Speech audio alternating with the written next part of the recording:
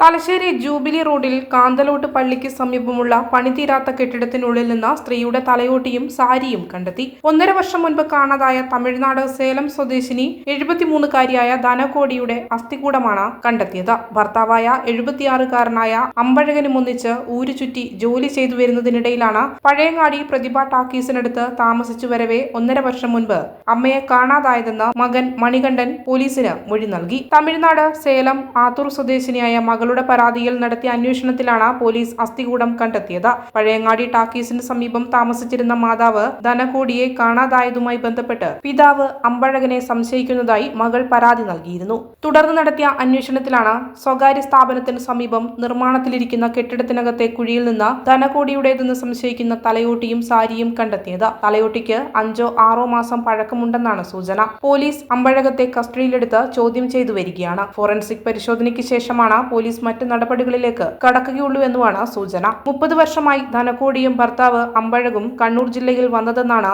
മകൻ മണികണ്ഠൻ പറയുന്നത്. മണികണ്ഠന് പുറമെ സെൽവി, ലക്ഷ്മി, പെരിയസ്വാമി എന്നിവരാണ് മക്കൾ. മക്കളെയും സംരക്ഷിക്കാറില്ലെന്നാണ് പരാതി. ഇത് സംബന്ധിച്ച് പോലീസ് വിശദമായ അന്വേഷണം നടത്തിവരികയാണ്. Police chief Nitin Raj, Thalassery ACP Karthik, inspector Biju Prakash, SI Shameel തുടങ്ങിയവരുടെ നേതൃത്വത്തിൽ പരിശോധനകൾ നടത്തിവരുന്നു. ഫോറൻസിക് വിദഗ്ധർ, വിരലടയാള വിദഗ്ധർ, ഡോഗ് സ്ക്വാഡ് എന്നിവർ സംഭവസ്ഥലത്തെത്തി പരിശോധന നടത്തി. ലിഫ്റ്റിന് വേണ്ടി എടുക്കുന്ന കുഴിയിലാണ് തലയോട്ടിയും സാരിയും കണ്ടെത്തിയത്. ജനറൽ ആശുപത്രിയിലെ ഫോറൻസിക് ഡോക്ടർ ജിതിൻ സംഭവസ്ഥലത്തെത്തി തലയോട്ടിയും മറ്റും പരിശോധന നടത്തി.